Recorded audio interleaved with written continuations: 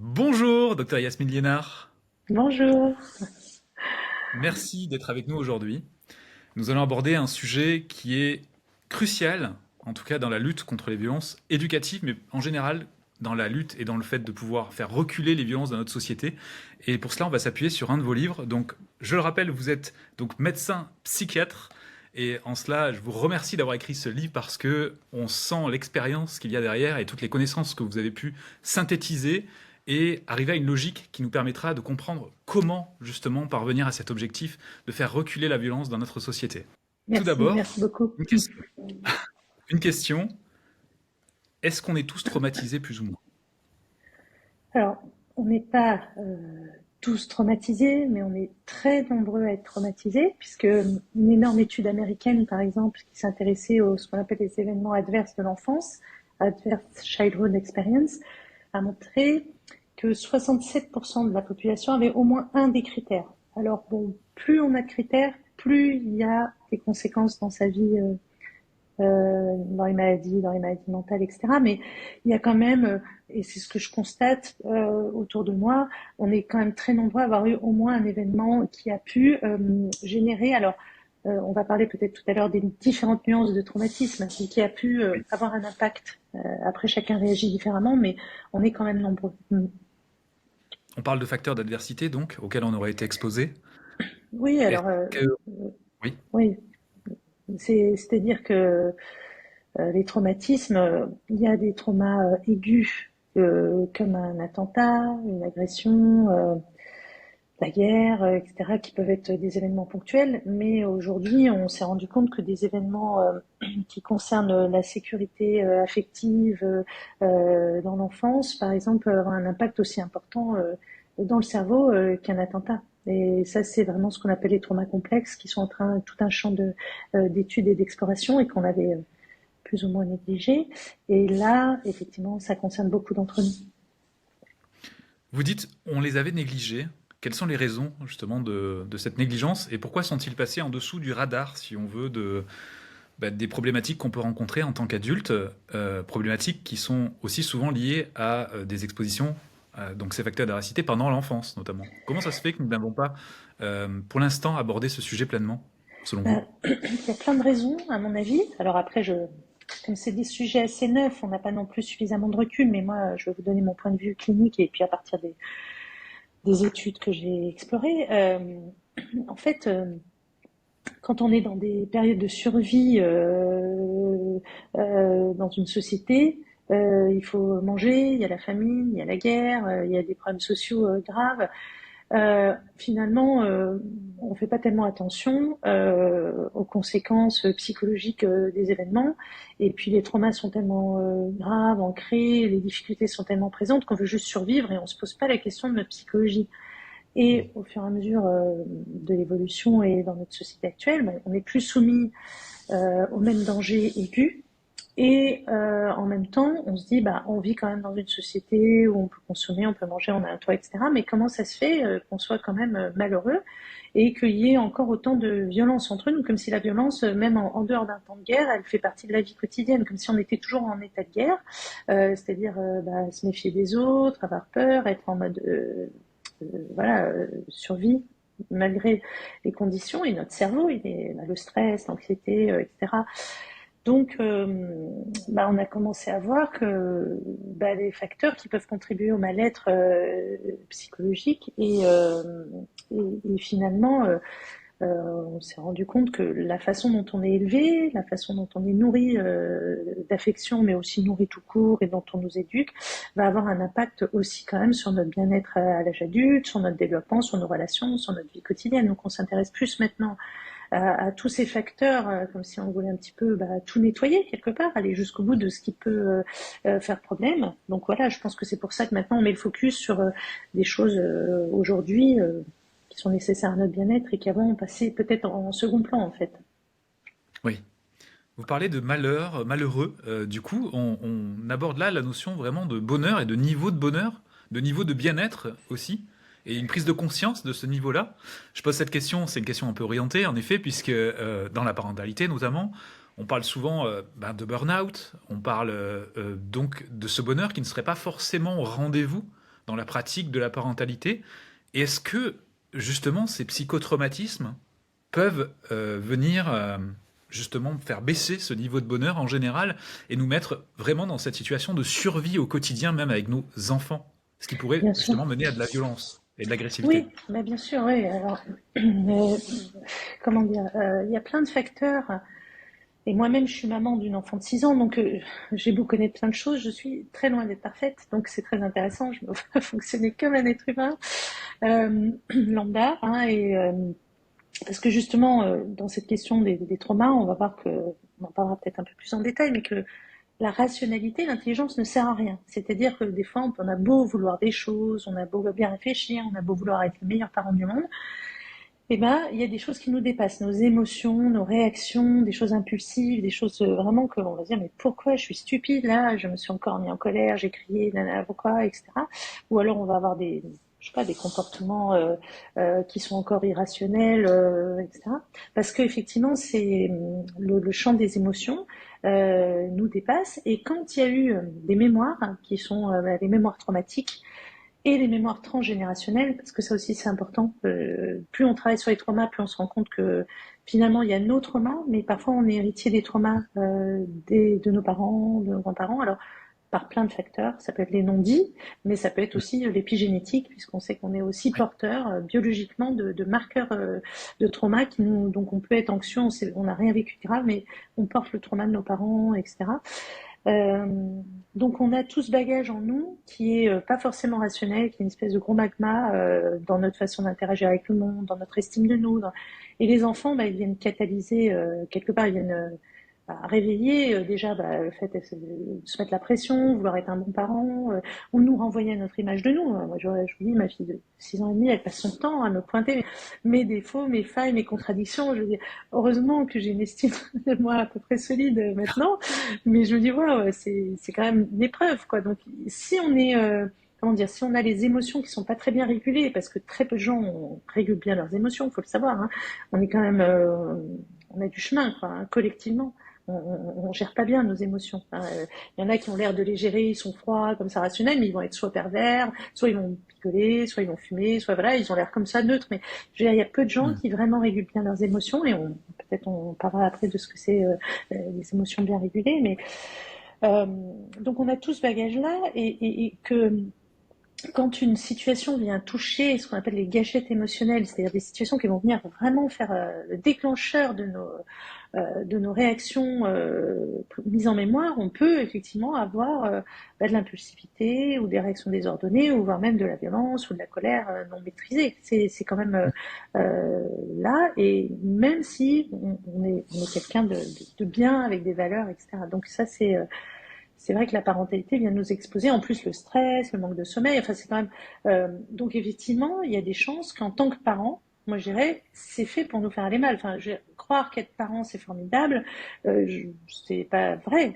C'est formidable certes, mais ce n'est qu'une épreuve tout le long du parcours. Et il faut savoir qu'on part pour un truc vraiment difficile et qui va nous mettre tout le temps dans nos limites. Donc c'est normal que ce soit compliqué. Donc déjà, il faut se déculpabiliser de souffrir en tant que parent. Je crois que c'est important. Oui, la parentalité est un apprentissage, hein, on le dit souvent.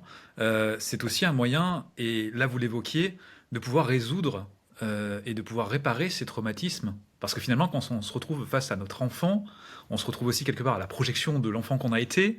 Et vous le disiez, votre fille active quelque part vos blocages, vos traumas aussi, ceux que vous auriez pu rencontrer. Donc en gros, c'est comme si on avait une seconde chance, quelque part, de pouvoir se pencher sur ce qui a pu déclencher les traumatismes chez nous et réparer ces traumatismes pour vivre mieux. Parce qu'on on rappelle donc la question par rapport à la question précédente, l'accession au bonheur, c'est aussi Ah oui, cela, c'est pouvoir aussi oui, résoudre ce qui a pu nous traumatiser également. bien sûr, oui. C'est-à-dire que la santé mentale. Alors, quand on parle de santé mentale, on associe à maladie mentale. En fait, non, c'est la santé mentale, c'est la santé. Mm. C'est elle est bien mentalement, et c'est pas. Je veux dire, le champ de la santé mentale ne devrait pas être réservé à la maladie mentale. C'est pas les psychiatres qui devraient s'occuper de la santé mentale. La santé mentale, ça nous concerne tous. Mm. Et, euh, Et effectivement, on peut pas faire l'impasse aujourd'hui pour être heureux d'avoir un rapport à ces émotions qui est qui est sain et adapté. En fait, c'est vraiment le nœud. Et notre vie émotionnelle, et là, c'est ce dont je parle, elle est tout le temps mise et challengée tout le temps par les interactions qu'on peut avoir effectivement avec nos enfants. Donc, ils peuvent être un révélateur. Euh, alors, soit on n'a pas envie de voir et du coup on met tout sous le tapis, ce qui est souvent le cas. Hein, on n'a pas envie que l'enfant vienne nous réveiller là où on n'a pas envie, et donc on va essayer de construire tout un tas de systèmes qui vont être de plus en plus rigides, souvent pour essayer d'éviter de se confronter à la vulnérabilité. Soit on dit, bah voilà, là ça m'oblige à aller regarder et je vais être dans cette authenticité d'interagir, d'être sincère et de voir ce que ça m'envoie, et puis de mon enfant de lui donner les bons outils en fait. Donc là oui, c'est ça qui est heureux, c'est quand chacun est lui-même. Oui. Vous parliez de système rigide. Ça peut aussi comprendre les systèmes coercitifs pour contrôler l'enfant, pour éviter justement d'être activé. Ah bah, bien sûr. Je pense que tout système rigide, toute forme d'autorité est une protection. C'est-à-dire Mhm. que je ne veux pas de cela. Donc ne fais pas ça parce que ça me fait souffrir. Donc on va dire non à cette chose-là. Euh, Par exemple, je discutais avec une patiente qui me dit, alors elle souffre beaucoup de la relation avec sa fille, et elle me dit, oui, alors voilà, elle voulait aller en vacances chez sa tante, et elle m'a fait ce coup-là, alors que c'était pas prévu, et donc je lui dis non, c'est hors de question. Et j'ai discuté avec elle, je lui dis, mais pourquoi vous lui avez dit non, c'est hors de question? C'est-à-dire qu'à un moment, vous n'avez pas entendu non plus ce qu'elle voulait, pourquoi elle voulait y aller, qu'est-ce qui était important pour Mhm. elle. Et parce que c'était trop dérangeant pour la maman, ben c'est non, c'est hors de question. Alors que le dialogue, ça va être de, ok, tu avais envie de ça, et quel est ton désir à l'enfant, mais moi, voilà ce que ça me pose problème, et là on entame un dialogue, mais c'est tellement difficile. Vous imaginez, on est tellement pris dans des choses, des angoisses, des peurs, des trucs qui nous dépassent, qu'on n'a pas envie d'aller dans cette exploration. Donc la rigidité, alors que cette patiente dont je vous parle, c'est quelqu'un qui se définit comme quelqu'un d'extrêmement sympa, extrêmement généreux, et elle était presque un peu surprise que je puisse interroger sa gentillesse, parce que pour elle, bah, c'était comme ça et c'est pas autrement. Donc on se rend pas compte comment on peut être violent à minima, hein, mais sans se rendre compte dans nos modes de communication, dans nos modes d'être, qui vont créer des tensions aussi chez l'enfant et qui vont générer du conflit. Et en fait, c'est une escalade, donc c'est l'enfant qui est problématique, c'est moi qui ai raison, et l'enfant il est de plus en plus incompris. Alors l'idée c'est pas d'être laxiste et de tout permettre, hein, mais c'est juste de pouvoir Mhm. entendre l'autre et moi. Et la rigidité, elle va parfois s'installer comme une protection contre la détresse. C'est-à-dire qu'à un moment, je vois que mon enfant s'oppose à moi, c'est horrible, je me dis que je suis un mauvais parent, donc je suis en détresse à cause de ça, et j'ai pas d'issue, donc je vais être de plus en plus rigide ou alors m'effondrer en dépression. Et c'est Oui. cette espèce de bras de fer que je trouve dommage, parce qu'en fait, la clé, c'est vraiment la vie émotionnelle de chacun. Et c'est ce point qui va permettre de sortir de la rigidité, en fait. Oui. Et en fait, le parent se sent donc en insécurité quand il est exposé à cela, et c'est ce mode survie qui se déclenche chez lui. Donc, quelque part aussi une activation de son système d'attachement personnel, sauf qu'il Mhm. n'a personne pour Mhm. venir l'aider à se sentir mieux. Et c'est ça qui va déclencher des réactions de stress, donc peut-être d'attaque, de défense par rapport à son enfant. Et c'est pour ça Mhm. que c'est intéressant de pouvoir se pencher sur les déclencheurs et ce qui peut activer les parents, je le dis souvent. Qu'est-ce qui vous active? Et peut-être même de revenir sur ces épisodes où on s'est senti activé pour comprendre si ça vient d'une pensée qui est un peu ruminatoire, ou encore d'un événement qui est revenu sur le devant de la scène, quelque chose qui a été traumatique quand on était enfant, ou autre chose, ça peut être aussi de la violence indirecte, parce que le parent a pu, sans subir des violences directement, a pu aussi assister à des violences, que ce soit dans son enfance ou même dans son environnement. Ben oui, ça fait partie des critères des traumas de l'enfance, c'est d'avoir assisté aux violences entre les parents, par exemple. C'est énorme. Moi, je travaille beaucoup sur l'exposition à un système traumatique, et un enfant qui est exposé à de la violence des parents se sent totalement impuissant, se sent en danger lui-même de subir, et surtout le danger de voir un des deux parents mourir. Donc pour lui, c'est la mort. C'est comme un attentat. C'est comme si l'enfant, il avait vécu un attentat dans son cerveau. C'est-à-dire, c'est les mêmes mécanismes qui se déclenchent, c'est l'exposition à la mort. C'est une dispute, une violence, c'est la mort. C'est-à-dire, il y a un des deux qui va mourir, et l'enfant, il doit sauver l'un des deux, il doit sauver les parents, et il peut pas, et là, c'est l'enfer. C'est un enfer psychique. Donc, pour survivre, il va, évidemment, les stratégies de survie, c'est la dissociation, c'est-à-dire se couper de tout ça, s'inventer une histoire, prendre parti pour l'un ou pour l'autre. On sait aussi que les enfants prennent souvent parti de l'agresseur. hein, c'est aussi prouvé. Mm. C'est très souvent ça qui va se passer, par exemple. Et puis mettre en place une logique illogique, mais qui est logique à ce moment-là pour survivre. C'est-à-dire, bah, c'est parce que, ou alors c'est de ma faute. C'est mes parents se disputent à cause de moi, etc. Donc il y aura une survie, une mise à distance des émotions, des affects, et puis une structure qui va se rigidifier, ce qu'on appelle les schémas. C'est-à-dire qu'on va construire une personnalité de survie et qui peut aussi reproduire la violence elle-même. C'est-à-dire que comme on a vu que ça comme mode de fonctionnement, et ben quand je suis en colère, ben je dois crier ou je dois taper, etc. Enfin, il y a un mimétisme. Et c'est comme ça que ça se perpétue en fait. C'est ça le problème. On crée une personnalité de survie. Est-ce que vous pourriez développer ceci? Ce qu'on appelle les schémas cognitifs, c'est plusieurs thérapeutes ont abordé cette question, même la psychanalyse, même Freud a commencé un peu, les structures psychiques qui sont des mécanismes de défense. Et celui qui a le mieux formalisé ça, je trouve que c'est Jeffrey Young, c'est un Américain qui a créé la thérapie des schémas. Et il a Mm. même fait un questionnaire très long, hein, qui fait 260 questions, où on peut repérer ces schémas qui sont en fait des structures un peu rigides, un programme qu'on a dans son disque dur qui se construit jusqu'à l'âge de 8 à 12 ans et après qui devient notre programme. Donc c'est notre personnalité quelque part. Par exemple, je suis quelqu'un de timide. Bon, ben en fait c'est un schéma, c'est-à-dire c'est une croyance que je peux pas interagir avec les autres, ou je suis quelqu'un de soumis ou de qui ose pas dire non. Ben en fait c'est pas vrai. Normalement, quand on est vivant, quand on est souple et flexible et qu'on n'a pas de schéma rigide, il y a des moments où on dit oui et puis des moments où on dit non. Mais si on dit tout le temps oui et qu'on n'arrive pas à dire non, c'est probablement des séquences d'événements qui ont conduit à ce schéma qui est si je m'oppose, je suis puni. Donc, Mm. systématiquement, dans toutes mes relations, j'aurais appris, c'est un apprentissage, un conditionnement. Et c'est ça les mécanismes de survie. C'est-à-dire qu'on construit un mode de fonctionnement qui va être l'abnégation aussi, le côté sauveur, je vais aider tout le monde. Très Mm. souvent, les soignants sont des gens qui ont un schéma d'abnégation hérité d'une enfance où ils ont eu un parent dépressif, un parent malade, etc. Et donc, beaucoup de soignants, c'est prouvé, sont devenus soignants parce qu'ils ont ce schéma d'abnégation qui est vu qu'on ne m'aimera jamais, on ne me donnera jamais l'amour dont j'ai besoin, il faut que j'en fasse beaucoup et que je m'occupe des autres et que je me sente responsable des autres pour avoir un petit peu d'affection. Et donc, ça devient notre personnalité. Je suis quelqu'un de sympa. Et dans l'humanitaire, on a énormément de gens qui ont des schémas dysfonctionnels, en fait. C'est ça. Donc, ça va conduire à des gens à du burn-out, d'ailleurs, parce que souvent, ils en font trop par rapport à leurs vrais besoins. Et voilà. Donc, c'est ça nos personnalités de survie et qu'on croit être nous-mêmes, ce qui est assez fou. Et Et nous ne donc, elle sommes se pas ça. développe, pardon, cette personnalité de survie se développe. Et donc, c'est bien, ce n'est pas notre personnalité initiale, celle qu'on devrait avoir, mais une personnalité de suradaptation, justement, pour survivre. Exactement. Et Ouais, c'est on ça. garde ce masque ou ce costume jusqu'à ce qu'on en prenne conscience. Et dans ce cas-là, bah, ça peut être assez compliqué quand même. Parce que tous les choix qu'on a fait jusque-là, eh bien, c'était relatif à cette personnalité-là. Donc, ça peut créer quand même une certaine rupture lorsqu'on prend conscience de ça. Et Bien qu'on sûr. commence à s'attaquer justement aux traumas qui sont à l'origine Mmh.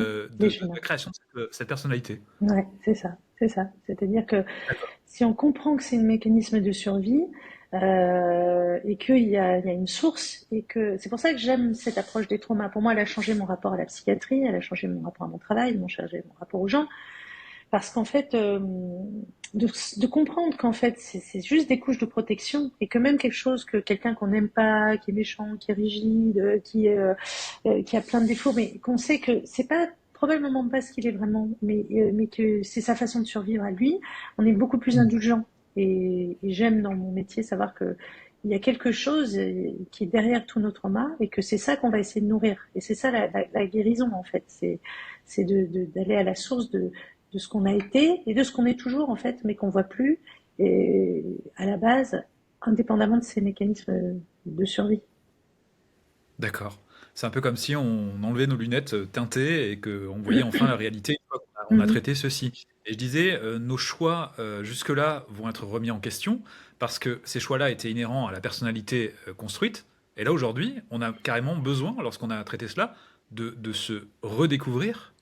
Et aussi, finalement, cela va changer peut-être aussi notre environnement au final, parce qu'on va faire de nouveaux choix, on va peut-être changer d'emploi, on le disait, hein, ce positionnement de sauveur qui a pu dicter certaines vocations, qui n'en étaient pas forcément du coup, mais qui étaient plutôt des vocations par adaptation, Donc ça peut changer véritablement beaucoup de choses. Et c'est souvent ce que me disent les parents lorsqu'ils commencent à travailler sur les traumas. C'est-à-dire qu'ils se rendent compte qu'ils ne se reconnaissent plus. C'est-à-dire qu'en Mm. gros, ils y gagnent en clarté et en connexion avec leur enfant, Mhm. parce que Bien sûr, justement, oui. cette compréhension de ce qui s'est passé chez eux va aussi développer la compréhension de ce qui se passe chez l'autre. Ils arrêtent de juger, d'interpréter ce qui se passe chez les Mm. autres, comprennent que derrière, il y a une émotion, il y a un besoin, et finalement, ça change tout. Mais Mm. en fait, les mots ne suffisent peut-être pas pour évoquer cela, mais c'est comme si on changeait quasiment de personnalité. On était en train de renaître, en fait, quand c'est comme ça. Oui, c'est ça. Alors, c'est l'autocompassion. C'est vraiment cette compassion pour soi. Parce que souvent, dans les traumas, il y a des réactions qui sont dissociatives. Donc, on se coupe de soi. Et souvent, il y a une forme de violence envers soi. C'est-à-dire que la violence inclut de la violence envers soi. C'est-à-dire, je me sens coupable, je suis quelqu'un de mauvais. C'est souvent, les victimes se sentent souvent coupables de ce qui leur est arrivé. Et donc, une très faible estime de soi, une très mauvaise estime de soi. Hein, c'est souvent ça. Hein. Là, on parle quand même de ce qui s'est passé là dans l'actualité avec les abus et les violences voilà, Oui. dans certains lieux éducatifs. Voilà. Et beaucoup de victimes se sont suicidées. Donc, ce que je veux dire, c'est que une violence terrible alors qu'on est la victime. Et donc, il y a cette dureté envers soi-même qui est souvent le problème. Et quand on commence à travailler sur soi, on commence à développer plus de compassion pour l'enfant qui a souffert, l'enfant qui a été malheureux, l'enfant qui était abandonné, qu'on n'a pas entendu, l'enfant, etc. Et donc cette douceur, cette reconnexion avec soi va résoudre tous nos problèmes vis-à-vis des autres, parce qu'on va la développer vis-à-vis de toutes les souffrances. Donc il y a une compassion qui va émerger de ça. Et c'est ça la clé de guérison. Par contre, c'est pas immédiat, c'est un processus vraiment minutieux et long et pas facile. Hein. Il faut quand même, il n'est pas prêt à tout moment de sa vie. Il y a des moments où on va pas être prêt, puis après, c'est le moment où on va commencer à pouvoir regarder, parce qu'il faut quand même regarder sa détresse et c'est pas facile. Justement, on le sait comment quand on est prêt. Bah, c'est comment quand on est prêt? Déjà, c'est l'idée même qu'on puisse accepter qu'on a souffert, déjà. Parce que beaucoup de gens disent, bah non, mais bon, ça va, tout va bien, j'ai une enfance super, etc. Donc, déjà de se dire que ouais, j'ai peut-être vécu des trucs durs et ça a peut-être un impact dans ma façon d'interagir dans mon couple, dans ma vie de famille, avec mes amis et à mon travail. Déjà, ça, c'est déjà une étape. Peu de gens autour de nous sont déjà dans cette démarche d'acceptation. Après, Mm. on est prêt à faire ce travail quand on est prêt à tolérer certaines émotions difficiles. C'est-à-dire si on est capable de pouvoir pleurer, si on est capable de se montrer vulnérable à son entourage. Souvent, il y a des parents, des gens qui me disent bon on est un couple parfait, on est une famille parfaite, les parents ont des hautes fonctions, sont dirigeants, sont des gens socialement très élevés, etc. On n'a pas envie de fragiliser le vernis, quoi. Et donc, il faut être prêt aussi à ce qu'un travail sur soi peut amener peut-être être moins admiré, moins valorisé, changer de milieu social ou en tout cas avoir des connexions plus intimes et plus authentiques avec son entourage. Donc il faut aussi que l'entourage soit prêt aussi à ce changement. Et souvent il y a des réactions violentes hein, quand une personne commence à être dans la vérité, tout le système doit bouger et le système résiste, donc il a envie de rester. Donc très souvent les personnes qui commencent à avoir des symptômes sont le vilain petit canard qu'on veut maintenir dans cet état pour que le système bouge pas. Donc, C'est ça. Et c'est tout très ça. l'environnement social est concerné, hein. Pas uniquement la famille, hein, c'est-à-dire que les Et amis oui. aussi, tous ceux qui ont été là pendant que l'ancien moi qui était enfin, avec des psychotraumatismes était en action, bah, finalement, il y a une résistance à ce changement qui va se mettre en place, et donc il faut beaucoup de courage quand même à la personne qui prend ce cheminement pour bah, continuer comme ça et peut-être même se couper, comme on le disait, hein, de certaines relations qui n'acceptent plus ce nouvel état de quelqu'un qui va exprimer ses émotions, montrer sa vulnérabilité, euh, Mm. faire des demandes d'empathie autour d'elle aussi, parce qu'elle a Et compris qu'il y oui. avait ce besoin aussi de Ben pouvoir oui. être écoutée. Ben oui. Puis alors le pire, c'est quand le système était à l'origine du trauma et qu'il faut continuer à fréquenter un système qui nous retraumatise. Hein, quand c'est des incestes familiaux, des choses comme ça, Oui. c'est un enfer pour les personnes qui sont là-dedans, donc de pouvoir être dans le vrai, etc. Mais bon, il faut tenir bon, parce que avec le temps, le travail sur soi va avoir un impact sur le système. Le système va bouger, mais de manière assez spectaculaire. Il ne faut Ah, pas chercher à c'est-à-dire? changer les autres. Ah bah j'ai vu des fois des patients qui étaient pris dans un système familial dysfonctionnel, qui disent bon bah moi j'en ai marre, c'est moi qui dois travailler sur moi, mais personne ne travaille sur lui, etc. La personne commence un peu à travailler sur elle, et là on voit exploser tout le monde. C'est-à-dire une personne qui va tomber en dépression alors qu'elle n'avait jamais exprimé. Enfin, ça commence à se fissurer de partout, des fois de façon assez soudaine. Il suffit qu'il y ait un petit grain de sable dans le rouage. Donc vraiment, je pense qu'au niveau collectif, tout ce qu'on fait sur soi peut avoir un impact phénoménal. Et moi, je l'ai vu avec D'accord. moi, mon travail sur moi, qui va au-delà de moi, de ma famille, ça va au niveau professionnel, ça va au niveau de plein de gens, on ne se rend pas compte, mais il suffit que, comme euh, euh, moi j'ai un exemple dans ma famille, enfin une personne qui a fait vraiment ce chemin, et il a une sincérité, une présence qui fait que toute interaction avec lui est tellement intense, est tellement vraie, est tellement profonde, quoi. Et bah, du coup, il fait bouger la famille, mais par sa simple gentillesse, en fait. Ça, c'est ça. On peut toujours être un exemple d'incarner ça. Et donc, c'est une personne qu'on peut qualifier d'empathique. Ouais, mais elles sont pas empathiques volontairement, parce que souvent, Non. moi au début, je voulais être sympa, mais ça marchait pas, en fait. Quand on veut, ça marche pas de vouloir être quelqu'un de sympa. En fait, cette empathie, elle est totalement naturelle. C'est-à-dire, c'est une empathie, c'est une lucidité. C'est même plus de l'empathie, c'est juste être lucide sur la nature humaine et sur nos fragilités, sur la condition humaine. Voilà, c'est une forme de sagesse, en fait. Et justement, cette sagesse, elle s'acquiert comment? Parce que c'est un peu ce que recherchent les parents, hein, qui ont du mal à se connecter à cette innocence de l'enfant, justement, qui lui n'est pas dans cette lutte, dans cette envie d'être au-dessus de l'autre, au contraire, qui est plutôt dans ce moment présent, dans cette acceptation. Et finalement, il n'a pas d'intention négative, l'enfant. Et c'est l'adulte qui va y poser les intentions que lui-même a en tête en se disant bah oui, enfin, par exemple, mon enfant me cherche, par exemple. Donc comment faire retrouver aux parents cette lucidité, si on veut, et cette manière, cette clarté de vision sur la vie. Comment y parvenir? Par des gestes simples déjà pour commencer. Alors, vous en parlez beaucoup de pleine conscience dans cet ouvrage, et ça me parle beaucoup, je pratique depuis quelques années moi aussi, et je trouve que c'est un des éléments essentiels de la parentalité. Une parentalité en pleine conscience, ça change tout parce que ça permet de pouvoir apprivoiser le mental, notamment.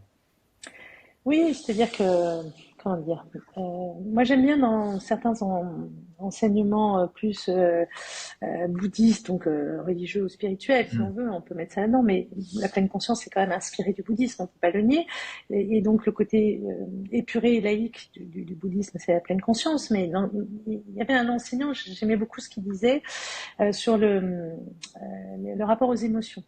Parce que la clé, c'est les émotions. Si on veut changer, c'est notre rapport à nos propres émotions, qu'elles soient mieux régulées. Et je vous le repréciserai encore après. Il dit il y a 4 étapes. Et moi, je trouve que c'est tellement simple que ça peut être une clé. Première étape, c'est déjà de faire stop, faire un arrêt sur l'image. Première étape, quand on veut changer, quand on veut que quelque chose s'harmonise dans notre système familial, il faut déjà savoir faire des arrêts sur image. C'est-à-dire à chaque instant, quand il se passe quelque chose, je regarde ce qui se passe en moi. C'est-à-dire qu'est-ce que je ressens là. Parce que nos réactions, c'est toujours l'autre, et puis le faire, et prendre des décisions, et trouver des solutions, et cogiter. Mais juste s'arrêter et regarder là, qu'est-ce que je suis en train de vivre. Donc ça, c'est énorme. Ça prend beaucoup de temps à beaucoup de gens de faire ce réflexe de s'arrêter quand il se passe quelque chose.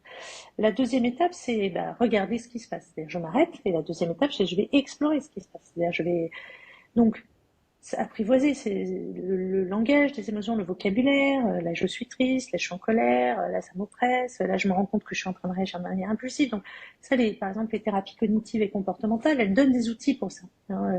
Mm. Vraiment explorer son expérience, avoir des outils pour aller regarder quand je vis quelque chose. Qu'est-ce qui se passe réellement? Est-ce que c'est des pensées? Est-ce que c'est un schéma? Est-ce que c'est mon TDAH? Parce qu'il y a beaucoup de parents TDAH, par exemple, qui sont pas diagnostiqués, et beaucoup des problèmes viennent de leur TDAH. C'est-à-dire qu'ils sont impulsifs, colériques, intolérants à l'ennui, et ils vont reporter ça, ils vont être des parents parfois irascibles et un peu terribles avec leurs enfants à cause de leur TDAH qui n'est pas traité. Donc, il faut quand même comprendre quelle est la problématique, donc je vais explorer. Donc, ça, c'est la deuxième étape. La troisième étape, c'est je vais utiliser mes émotions comme un chemin de connaissance de moi. C'est-à-dire là, c'est une curiosité encore plus approfondie. C'est-à-dire tout ce qui va survenir, tous les événements vont être hyper intéressants pour comprendre. Alors on peut le faire collectivement, on peut le faire dans toute la famille. À chaque fois qu'il y a un conflit, on va essayer de tout décortiquer et on va utiliser tous les événements qui peuvent se produire comme un chemin pour encore aller plus loin dans la compréhension de chacun. Quelle est, je dis un peu l'âme de chacun, quelle est la singularité de chacun. C'est-à-dire là, on s'intéresse vraiment à ce qu'il y a derrière nos schémas et nos protections, c'est-à-dire c'est notre être, notre essence, notre richesse personnelle. Et ça aussi, on l'oublie. Souvent, on fonctionne, il faut gagner sa vie, il faut avoir un bon métier, voilà.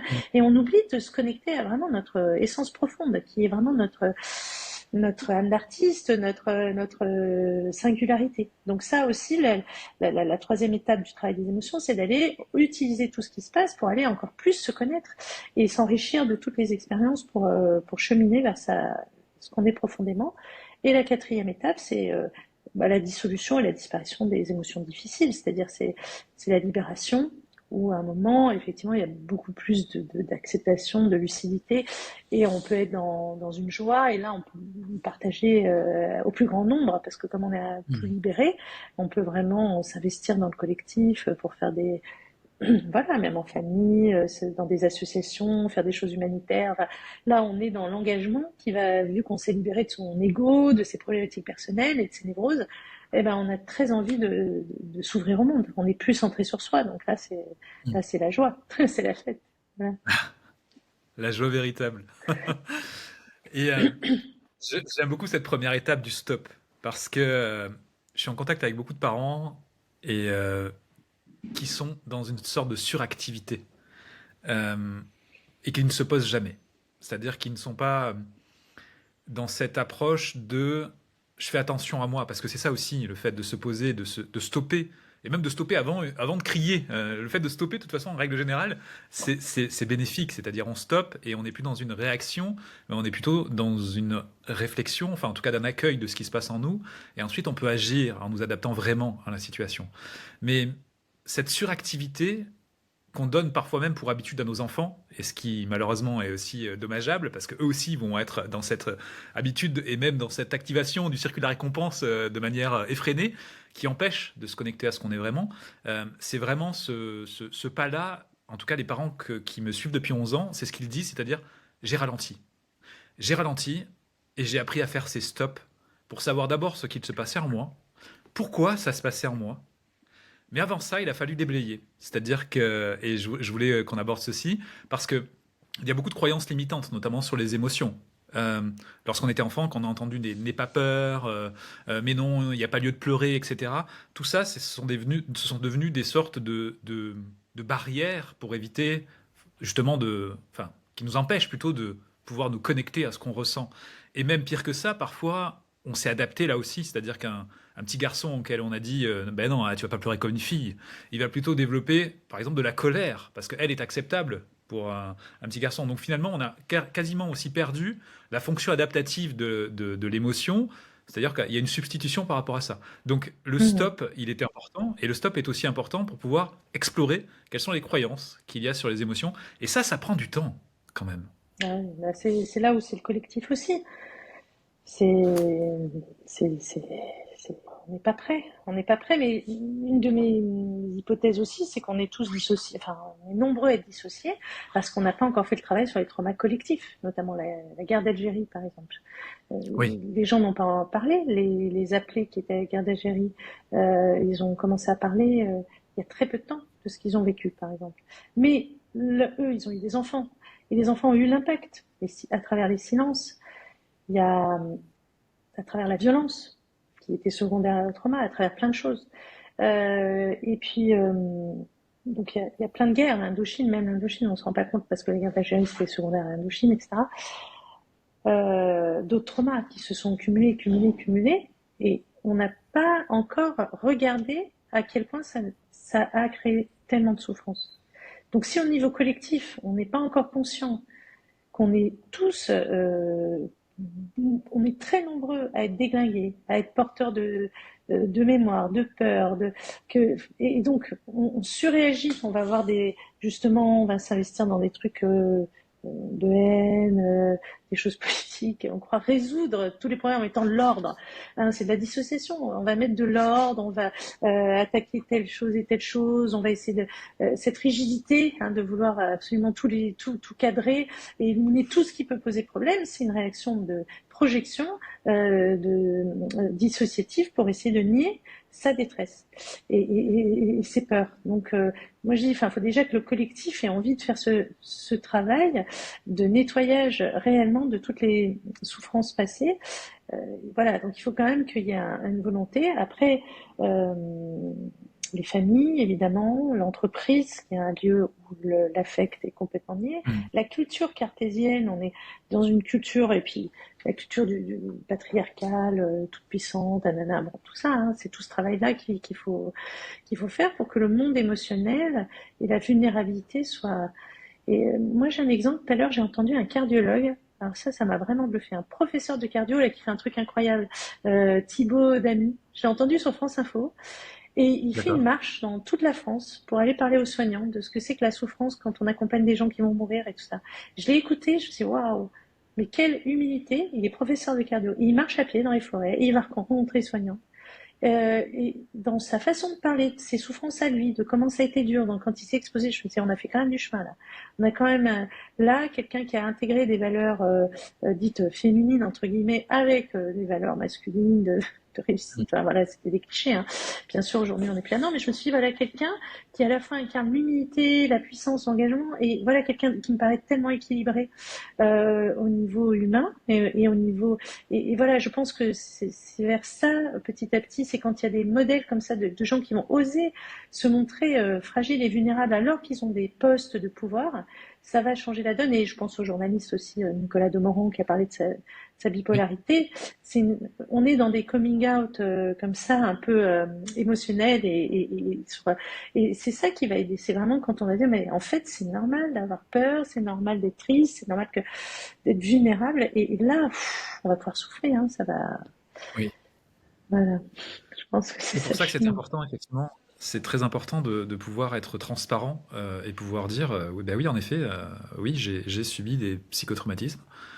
Voilà ce que j'ai mis en place. Voilà pourquoi c'est important de lutter contre, justement, contre cette violence qui, finalement, n'est pas une violence naturelle, qui est une violence, finalement, qui est liée à ce qu'on a subi. C'est ce qu'on évoquait tout à l'heure par rapport à la compassion et l'autocompassion qu'on peut avoir. Et l'acceptation de cette souffrance va permettre de pouvoir avancer et de pouvoir à la fois diminuer notre souffrance et la souffrance des autres. Et c'est pas un point de vue négatif que de se dire je vais lutter contre la souffrance. On pourrait se dire oui, c'est une focalisation assez négative de lutter contre la souffrance. Non, parce que le fait de pouvoir baisser cette souffrance chez soi et chez les autres va laisser la place à tout le reste, c'est-à-dire des émotions agréables qui seront d'autant mieux vécues. On parle de joie, on parle d'enthousiasme, on parle d'émerveillement, on parle de tout ce que les enfants, eux, ont naturellement lorsqu'ils découvrent le monde et que nous, adultes, malheureusement, on a parfois oublié. Donc nos enfants sont nos maîtres aussi là-dessus, hein. Oui, oui, oui. Alors après, je pense il y a deux choses. C'est, on a tendance à banaliser ce qui fait mal. On banalise les violences, c'est-à-dire que Oui, faut aussi se rendre compte que certaines choses peuvent faire du mal, parce que vraiment souvent le discours c'est dire oui, mais enfin c'est pas grave. Oui, mais bon, voilà, telle chose, tel événement, c'était pas grave, enfin, etc. Donc déjà, se rendre compte que même un mot peut faire du mal, peut blesser, donc être plus délicat avec tout ce qui peut être à l'origine de souffrance et de blessures chez les autres. Et la deuxième chose, je suis pas sûre qu'il faille tout focaliser sur le fait qu'on a eu des traumas, parce que c'est se poser en victime avec le bourreau et on peut sortir de ça. C'est-à-dire dire bon, voilà, euh, bon, il y a des choses, mais c'est surtout le fait que mes émotions sont dérégulées. Peu oui, importe la cause, mais j'ai un système émotionnel qui a tendance à s'embraser dans certaines situations où je me hyperactive ou alors je suis prostrée, paralysée. Il y a des scènes, des choses qui vont faire que j'ai des réactions intenses, émotionnelles et que je suis pas tout à fait optimale au niveau de mes capacités. Justement, j'ai plus l'esprit clair, etc. Où j'ai tendance à fumer, à boire, à avoir des addictions. Donc ça veut dire que là, et évidemment, il y a eu tout un tas d'événements qui ont été à l'origine de cette dérégulation émotionnelle, mais aujourd'hui, euh, je, je veux pouvoir mieux réguler et la régulation émotionnelle, c'est pas ne plus avoir d'émotions, c'est les avoir, mais de façon, comment dire, à ce que je puisse continuer à fonctionner. Et pourquoi c'est important d'en parler autour de nous? Parce qu'en fait, pour réguler notre système émotionnel, il faut qu'on se sente en sécurité. Donc si on est Oui, avec des gens qui nous insécurisent, on ne peut pas guérir. Donc c'est pour ça que le collectif est important. Plus nous créons de la sécurité autour de nous, plus nous permettons à tous ceux qui ont été traumatisés de pouvoir commencer le travail de régulation de leurs émotions. Mais si on passe son mhm, temps, alors en psychiatrie c'est un exemple, il y a des services moi, où je travaillais, on retraumatisait les patients. C'est-à-dire qu'on n'avait pas cette connaissance du trauma, et oui, l'attitude des soignants, la façon de soigner, etc., est une retraumatisation. Donc en fait, on enfonce les gens. Alors que si on d'accord. comprend cette question-là, on crée un environnement sécure, on travaille sur cette sécurité affective, émotionnelle, qui va permettre la guérison des traumas. Donc, je pense que de parler aux autres de nos émotions, euh, c'est pour créer des liens authentiques et puis aussi soit tester, est-ce que les gens sont réceptifs ou pas, et s'ils ne le sont pas, ben, on ne va pas être en sécurité avec eux, soit générer justement plus d'ouverture et créer un environnement petit à petit avec des gens qui vont commencer à nous ressembler, ou choisir des gens qui ont fait comme nous le chemin. Mais je pense Oui. que c'est un test, quoi. Voilà, c'est choisir ses bisounours, voilà, s'entourer des bonnes personnes. Alors merci pour cette perspective, parce qu'en effet, moi ma crainte, c'est qu'on crée un trauma sur le trauma. C'est-à-dire qu'en fait, à parler beaucoup de psychotraumatisme, on va plutôt engendrer de la peur et une focalisation aussi sur ce qui pourrait être problématique, alors que on parle basiquement des émotions. C'est basiquement, c'est entre guillemets, hein, mais les émotions et la dysrégulation des émotions, on l'évoquait, c'est quand même une majorité d'adultes qui sont dans cette situation de dysrégulation des émotions pour diverses raisons. Et la dysrégulation des émotions est un symptôme de l'exposition, notamment, C'est ça. à des violences. Donc en Mm. gros, quand on aborde déjà ce point de vue du point de vue des émotions, et en travaillant sur cette régulation des émotions, et ça passe par le corps, on va y venir, finalement, on vient aussi traiter un peu les psychotraumatismes qu'on a vécus, et on peut remonter aussi le fil jusque-là. On est bien d'accord, Mhm. c'est ça? Oui, oui, c'est ça. C'est ce symptôme-là qu'on veut traiter, c'est pas savoir qui a été le méchant et C'est ça. condamner, etc. Parce que là, on s'enferme dans des ruminations sans fin et Oui. ça va pas résoudre notre problème. Mais savoir que ça vient de là, ça nous déculpabilise, c'est-à-dire j'ai une Mm. régulation émotionnelle, mais je suis pas responsable de ça au départ. C'est une empreinte que j'ai gardée et que ma raison et mon intelligence ne pourront pas modifier. Et j'accepte que je suis comme ça et beaucoup de gens autour de moi le sont. Et voilà, je l'assume et j'assume que bah, voilà, j'ai des émotions que je vis de façon parfois trop intense, mais en même temps avec un continuum, c'est-à-dire que beaucoup de gens ont des émotions, une vie émotionnelle sans être dérégulée aussi. Et l'essentiel, c'est que cette vie émotionnelle soit vécue pleinement, quoi. Oui. Et qu'est-ce qu'on peut dire des écrans aujourd'hui par rapport à la dysrégulation émotionnelle et comment ces écrans interviennent justement dans cette problématique et ce symptôme qu'on vient d'évoquer? Est-ce que les écrans aident ou pas à déjà retrouver une sécurité dont on parlait et aident ou pas à réguler des émotions, selon vous? Alors bon, moi, je suis peut-être pas la mieux placée parce que je suis pas du tout anti-écran. Pour moi, c'est un symptôme. C'est comme si, enfin, je sais pas, c'est comme si on dit on est pour ou contre la cigarette.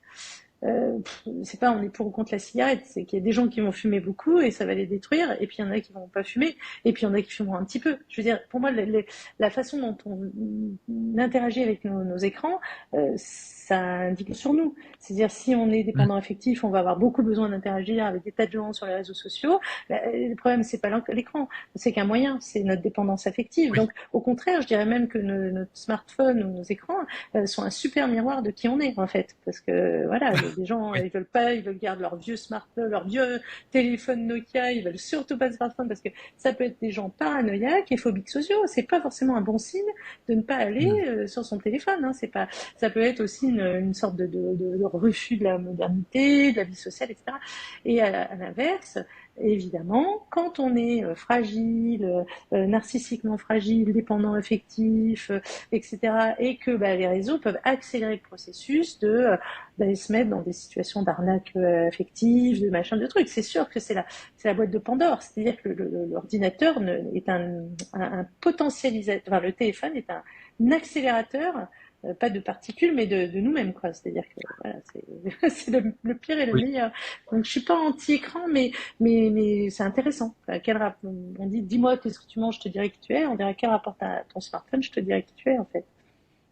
Et on parlait Et tout dans à l'heure la, du oui, masque. Pardon, on parlait tout à l'heure du pardon, allez. masque et du costume qu'on peut porter par rapport à cette suradaptation qu'on a pu avoir, donc cet ego qu'on aurait développé.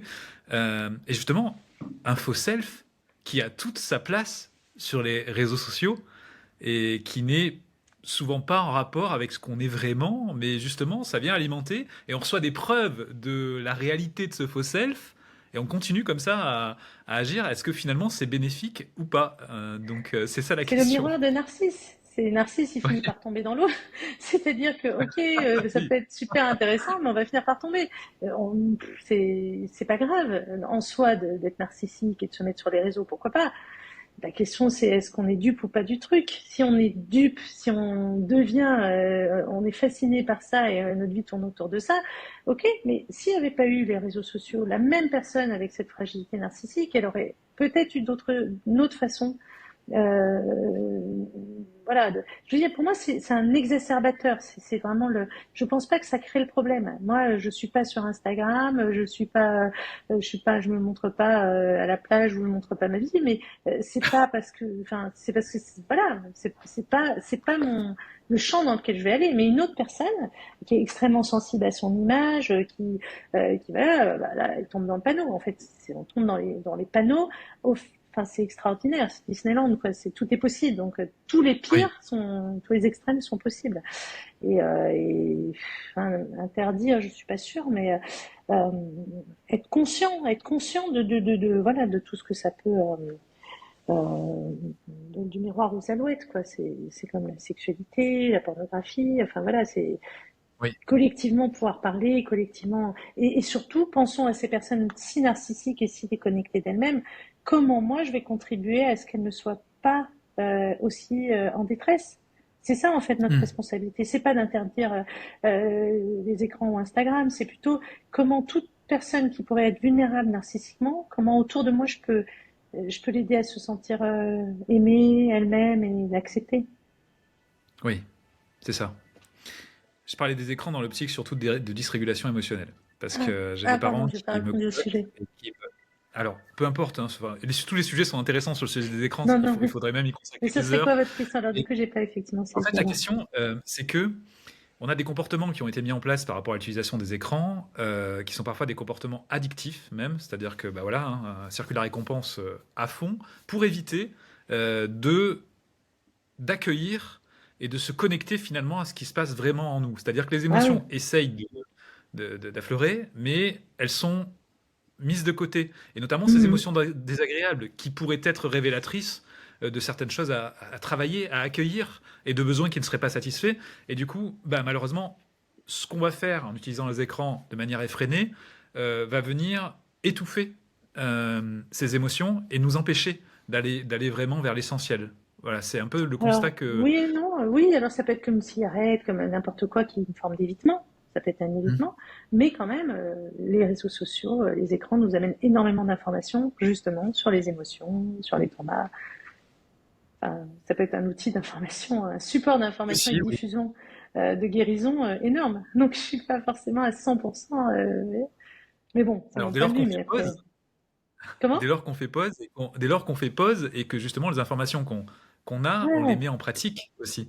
Moi, j'ai Mhm. souvent, enfin, c'est le cas, j'ai pas mal de parents qui interviennent et pas mal de personnes aussi qui sont sur les réseaux sociaux et qui ne profitent pas des informations auxquelles elles sont exposées parce qu'en fait, c'est de Oui, la oui. consommation Ah oui, effrénée bah, sans bien sûr. vraiment Il vaut mieux s'arrêter, prendre méditer. conscience. Ah bah ouais, C'est ça, il vaut mieux tout à fait. s'arrêter, Et on en vient méditer au que. ralentissement, Mm. si vous voulez bien. La dysrégulation émotionnelle, on en a parlé plusieurs fois. Mais qu'est-ce que c'est en fait la dysrégulation émotionnelle? Bah, en fait, ce serait au niveau du système limbique, grossièrement, hein, qui est la zone de régulation des émotions, de la mémoire, des sensations et aussi de la douleur d'ailleurs. Il y a des empreintes et quand le système est dérégulé, c'est qu'il y a eu à un moment donné une sorte des événements graves qui ont laissé une mémoire qui, quand des situations extérieures réactivent cette mémoire, tout s'embrase et on n'est plus connecté, cette partie ne communique plus avec le cerveau préfrontal, donc intellectuel, intelligent, qui résonne, et tourne en boucle avec une désorganisation du comportement et des conduites addictives, etc. C'est-à-dire qu'à un moment,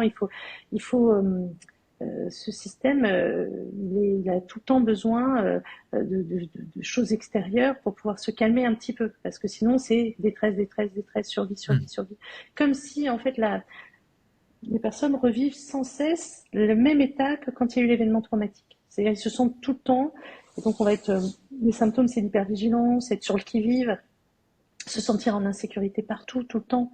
Donc tout est insécurisant, une nouvelle relation affective va être insécurisante, un nouveau travail est insécurisant, la personne ne se sent jamais détendue, elle sent une insécurité permanente. C'est ça la dysrégulation émotionnelle. Et de l'anxiété. Et, et de l'anxiété, du stress, de la peur, etc. De la prostration, des moments de paralysie, envie de rien, affalé sur le canapé, plus pouvoir bouger, enfin voilà. Donc il y a une espèce de désorganisation du système comme ça. Et on le comprend avec les animaux. En fait, si vous prenez les animaux maltraités, on comprend bien. Si vous prenez un chien que vous maltraitez pendant un mois, vous l'enfermez, vous le tapez, voilà, et vous le remettez dans une famille normale après, il va pas être normal. Il va sursauter, il va mordre plus facilement, il va être bizarre, il va se replier. Et c'est ça la dysrégulation émotionnelle. C'est quand on pense aux animaux maltraités, on comprend tout de suite. Ben, nous, c'est pareil.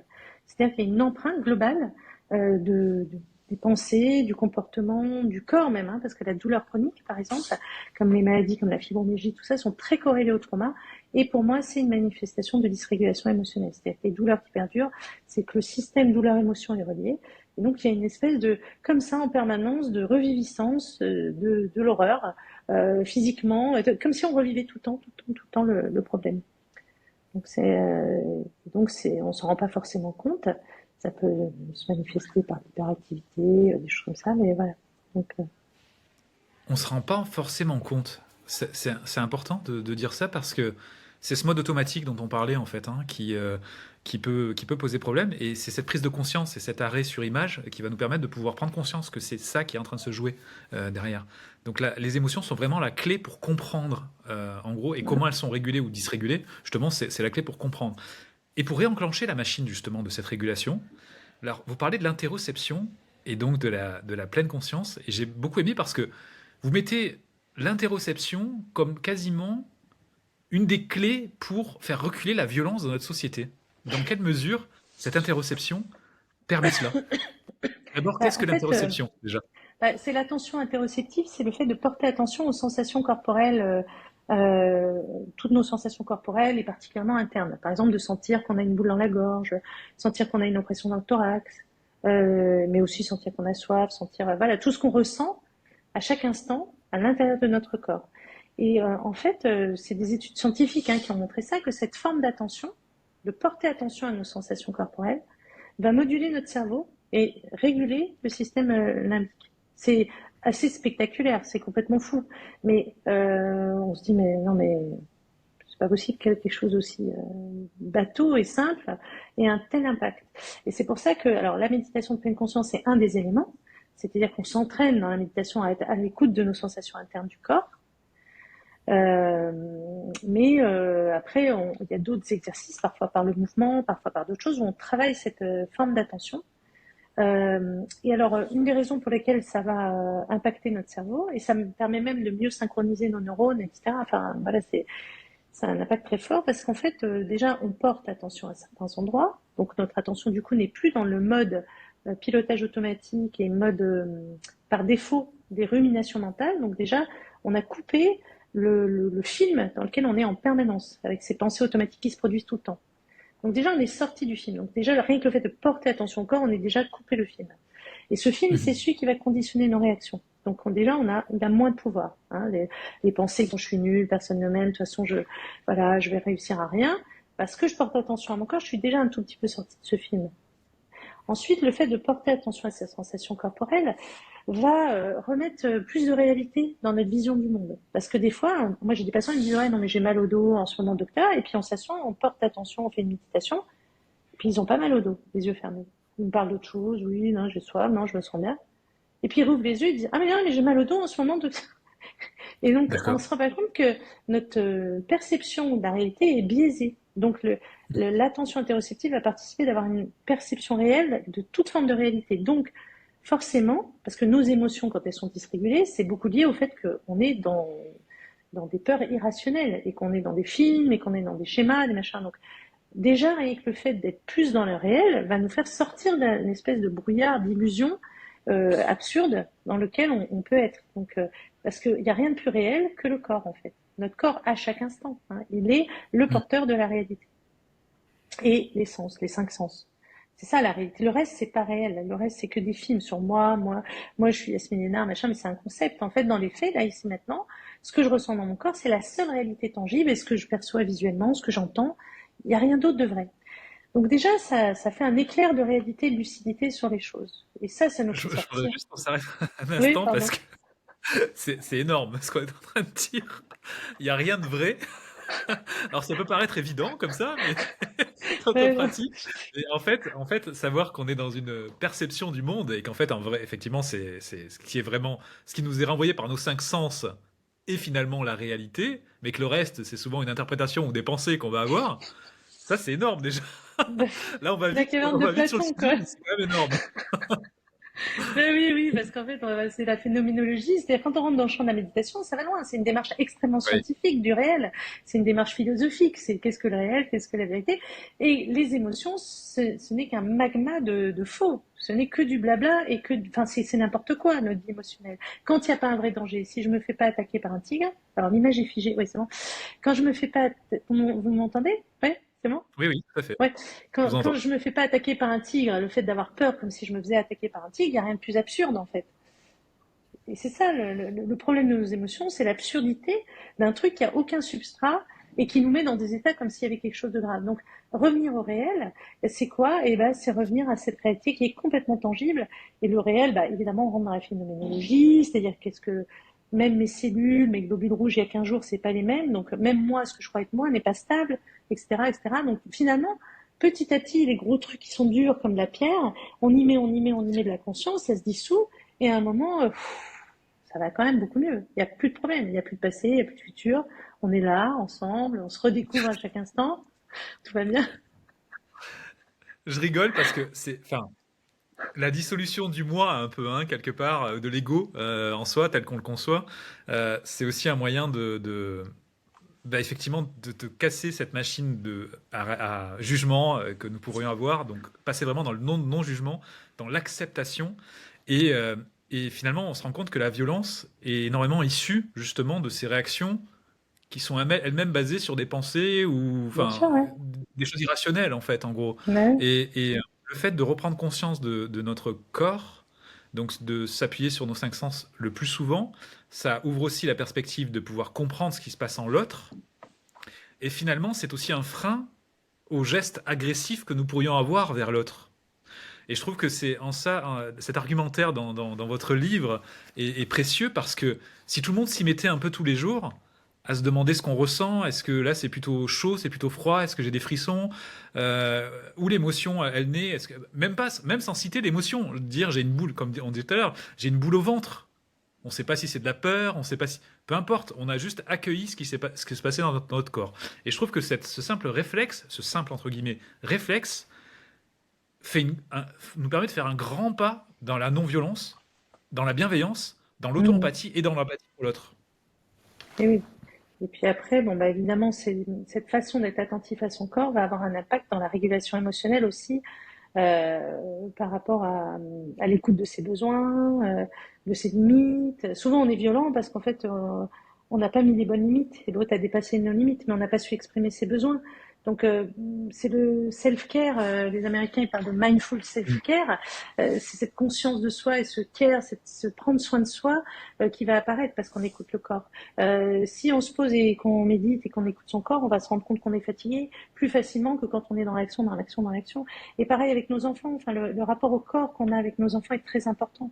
Un enfant, le palper, le masser, lui prendre la main, lui faire un câlin, le regarder dans les yeux, toute cette conscience-là, en fait, c'est l'intimité de l'interaction qui est importante, c'est la présence en fait, tout simplement. Donc être présent à soi, être présent à l'autre, c'est quand même la clé de la non-violence. La violence, c'est souvent un rejet de ce que je ressens et un refus de l'autre tel qu'il est. Enfin, c'est ça. Après, des fois, on est Oui. dépassé par le stress, on est dépassé. Moi, j'ai pas de jugement parce que moi, je suis pas parfaite. Moi aussi, je peux être impulsive. Moi aussi, quand quelque chose vient trop m'attaquer, je regarde. Donc, c'est vraiment, faut vraiment se dire que c'est un chemin, et il n'y a pas à se mettre une violence supplémentaire à vouloir être un être parfait et dénué de tout défaut. Mais à chaque fois, on essaie d'avancer, en fait. Hmm. C'est ça. Je veux juste faire une petite parenthèse sur le massage et tout ce qui est justement contact physique avec les enfants. Et ça vient aussi dans cette notion d'interoception et de consentement éclairé. Bien prendre en compte le consentement aussi de l'enfant dans ce type de Oui, démarche, bien parce que sûr. ça va lui apprendre à justement écouter ses signaux intérieurs aussi, à pouvoir se Mm, défendre aussi hein, mm, lorsqu'il y a un vrai danger hein, par rapport à son intégrité physique. Donc bien prendre en compte ces notions de consentement éclairé également. Et cette conscience du corps, donc effectivement, elle fait partie aussi de cette approche-là au niveau du consentement. Beaucoup d'adultes ne l'ont pas, ne sont pas en contact avec leur posture notamment. On le voit en parentalité, prendre conscience que notre corps est aussi messager et que finalement nos tensions, nos réticences, nos retraits sont l'indicateur de présence d'émotions, de peut-être de blocage, de croyances limitantes aussi. Et quand on les accueille, ces tensions dans le corps et ces postures, ben, on comprend mieux ce qui se passe en fait. C'est pour ça que ces arrêts sur image, quand on fait un peu des jeux de rôle avec des parents, ils se rendent compte en fait que ils ont des sortes de programmation de réaction, mais qui passent par le corps. C'est-à-dire qu'il n'y a même pas besoin de verbaliser, de conscientiser, d'intellectualiser. C'est le corps qui parle avant tout. Et je trouve que c'est oui. précieux de pouvoir dire aux parents aussi, bah, les émotions, vous n'êtes pas obligé d'avoir le vocabulaire des émotions, vous n'êtes pas obligé dans un premier temps, hein, disons, mais déjà prenez conscience de ce qui vous traverse et prenez Mhm, conscience de ce que vous vivez. Et ça sera déjà un moyen déjà de réguler vos émotions parce que c'est le mhm, cortex préfrontal et bon, les autres zones du cerveau qui viendront justement apaiser l'amygdale cérébrale et tout ce qui est système limbique. Donc rien que ça, c'est un vrai entraînement. Mais je dis que rien que ça, mais ça c'est déjà énorme. C'est pour ça que chaque jour, si les parents pouvaient euh, faire des pauses au cours de la journée, se rendre compte quel est leur niveau de stress, à quel niveau de leur corps, etc., ça ferait avancer énormément les choses aussi. Et vis-à-vis des enfants, c'est-à-dire qu'un enfant n'est pas obligé de dire ah mais tu ressens de la colère, c'est ça. Si on n'a pas le vocabulaire, on peut décrire. Oh là là, t'as les poings vraiment fermés, hein, t'as les muscles qui sont très tendus. Enfin, rien que ce genre de d'observation sans jugement, de description va aider aussi l'enfant à pouvoir se rendre compte de ce qui se passe en lui. Et finalement, on développe aussi l'interoception de cette manière-là, chez l'enfant. mhm. Oui, oui, bien sûr. Alors après, quand on fait ça, mais qu'on a des gros traumas lourds, ça peut être difficile et compliqué. Et là, ça vaut le coup de se faire accompagner avec des techniques Oui, individuelles, et dont certaines dont je parle, comme somatic experiencing, où on va plus loin. C'est-à-dire qu'on va s'exposer aux scènes qui ont été à l'origine, on va faire certains mouvements, on va faire certaines choses pour libérer l'empreinte traumatique. Hein. La méditation toute seule, ça suffit pas toujours. Donc, ça fait partie du panel. Mais voilà, des fois, il faut aller beaucoup plus loin quand on veut déraciner des choses qui sont trop difficile. Donc, et oui, pour les gens qui ont vécu des gros traumas, qui sont très dissociés, ce sera très difficile pour eux de porter attention à leur corps comme on le conseille. Donc, si on n'y oui, arrive pas, c'est qu'il y a peut-être des raisons et que là, peut-être, il faut être accompagné par un professionnel. Quoi. tout à fait, exactement. Et cette expérience-là, somatic experience, donc, dont vous parlez, ça vient aussi rentrer ça rentre aussi dans le cadre de l'éducation et l'accompagnement émotionnel des enfants, parce que quand on a subi un psychotrauma de ce type et qu'on n'est pas allé jusqu'au bout de l'émotion, c'est-à-dire elle a été arrêtée, cette émotion, on a besoin de la revivre et d'aller au bout de l'expérience pour pouvoir Mhm, justement que le souvenir, enfin la mémoire traumatique se date et finalement enfin, qu'on arrive à traverser cet épisode, mhm. c'est ça? On fait C'est ça pour en ça qu'on dit aux EMDR parents, aussi. Oui, oui, oui, pardon. oui, on désensibilise effectivement de cette manière. Mhm. C'est pour ça qu'on dit aux parents aussi d'accompagner les émotions et non pas d'essayer absolument de les arrêter. Je Alors là, on parle pas comprends. de psychotraumatisme, hein, mais un enfant qui pleure, on va pas lui dire arrête de pleurer ou effectivement stopper ses pleurs. On va l'accompagner jusqu'à ce que la libération émotionnelle aille à son terme. C'est Oui, important, oui, je trouve, de dire qu'on initie l'émotion et qu'ensuite elle va à son terme, cette émotion-là. ah Je oui. trouve que c'est Non, mais important moi, de le j'ai dire. un exemple très frais. Hein. Hier, j'étais avec ma fille, je fais les courses et puis elle devenait de plus en plus insupportable. Elle voulait acheter tout le magasin, elle voulait machin, elle voulait que je lui achète le gros œuf de Pâques, nanana, nanana. Puis moi, j'étais, non, non, non, je suis fatiguée.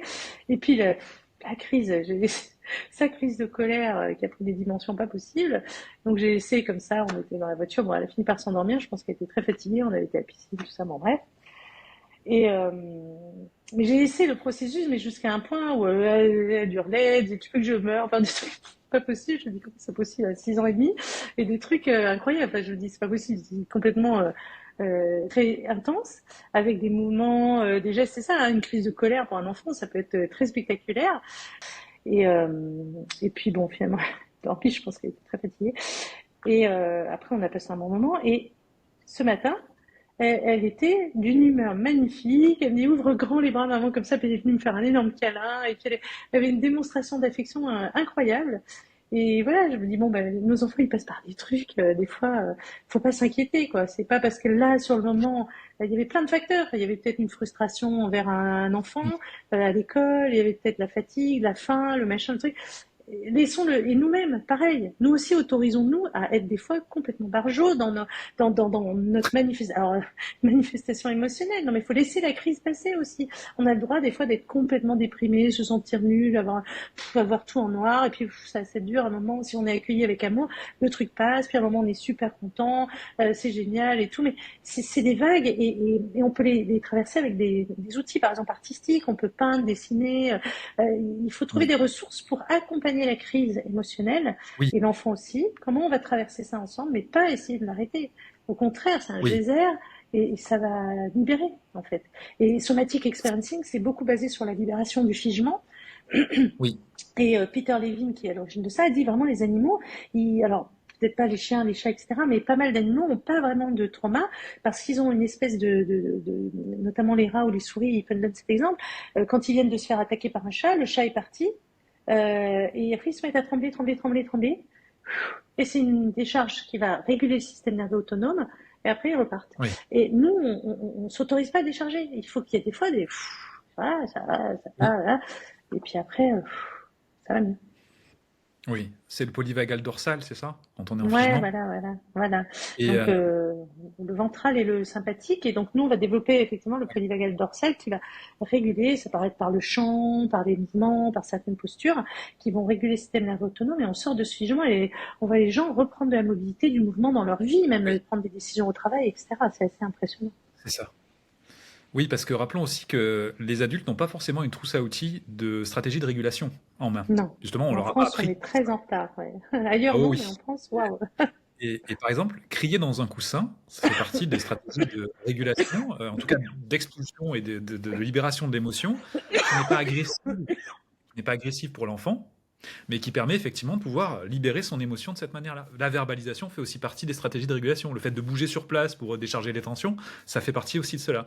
On a souvent des problématiques, notamment par rapport à la colère, qui peut donner de l'agressivité et de la violence. Donc on va boucler peut-être sur cette idée, parce que la colère est souvent associée à un danger.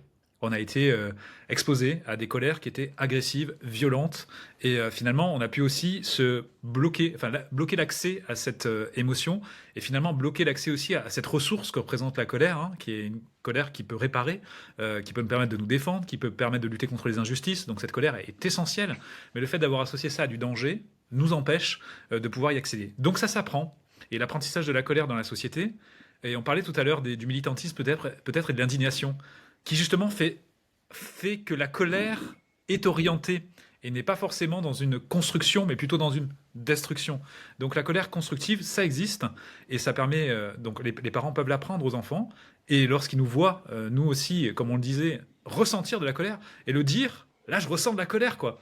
Et bien finalement, pour eux, ça va leur apprendre aussi à acquérir des stratégies de régulation et à se rendre compte que la colère n'est pas forcément un danger. Et au contraire, qu'elle peut nous permettre de mieux nous affirmer, pouvoir aussi répondre à nos besoins. Oui, oui, tout Hmm. à fait. Oui, oui, la colère, ça peut être une C'était énergie long tout ma à fait. question, mais c'était pas une Non, question. non, non, mais oui, voilà, vous avez tout dit. C'est bien, je fais pas de boulot. Mais voilà, en tout cas, j'ai beaucoup aimé votre livre, Merci. notamment quand vous avez parlé aussi de l'art. On n'en a pas trop parlé, mais je trouve que le fait de se reconnecter un peu en tant qu'adulte à son enfant intérieur et à pratiquer ce type d'activité comme l'art, le chant, la danse, toutes ces activités qui nous ont nourris quand on était enfant et peut-être auxquelles nous n'avons pas accès parce que notre enfant est peut-être blessé. Donc le fait de pouvoir se redonner le droit de pouvoir faire ces activités vient aussi un peu réparer cet enfant intérieur qu'on a. Et on se rend compte que plus on a réparé cet enfant intérieur, et mieux on arrive aussi à se connecter à notre propre enfant et à le comprendre. Mhm. Oui, oui, bien sûr, Est-ce oui. qu'on peut conclure sur cela? Oui, oui, alors après, l'activité artistique, non, c'est qu'on est tous un artiste au fond de nous, on est tous le créateur de notre propre existence, on est tous singuliers, on est tous une œuvre d'art, en fait, je dirais presque, c'est plutôt ça. Et quand plus on assume qu'on est une œuvre d'art unique et qu'on va chercher en nous toute notre chaos, notre folie. J'ai un chapitre, je l'ai appelé Embrasser notre folie, parce que c'est Hmm. ça, c'est qu'on a tellement peur des fous, et c'est les surréalistes qui disaient la crainte de la folie ne doit pas mettre en berne l'imagination. Mais on a tellement peur de la folie qu'en fait, on n'a plus du tout d'imaginaire et de créativité, parce que c'est tout ou rien. Et donc, je pense que pour être une société guérie, il faudrait qu'on accepte les fous, mais la folie de chacun. Et là, ça peut être sympa. Là, on va commencer à s'amuser un petit peu plus, quoi. Il y a eu des périodes comme ça, les années 70, où il y avait plus de liberté d'être, hein, pas des libertés par l'État, mais la liberté d'exister, de créer, d'oser, d'aller se planter, de faire des trucs ridicules, mais on osait être soi-même. Et je pense que c'est vraiment l'enjeu aujourd'hui, c'est est-ce qu'on peut accepter les humains dans leur complexité et leur vitalité, et voilà, et j'espère, j'aimerais bien. Très bien, ben, on finira sur cette note optimiste. Et en effet, j'espère Voilà. qu'on y parviendra. En tout cas, ça avance. Il y a de plus en plus de personnes qui s'adonnent à ce genre de pratique, qui s'informent sur le psychotraumatisme, sur les émotions, et qui transmettent ces informations aussi à leurs enfants. Donc, on avance. Merci encore pour cet Merci, ouvrage. Merci encore merci, pour cet merci échange Jean-François pour aujourd'hui. l'interview. À très bientôt. Merci. Allez, au revoir.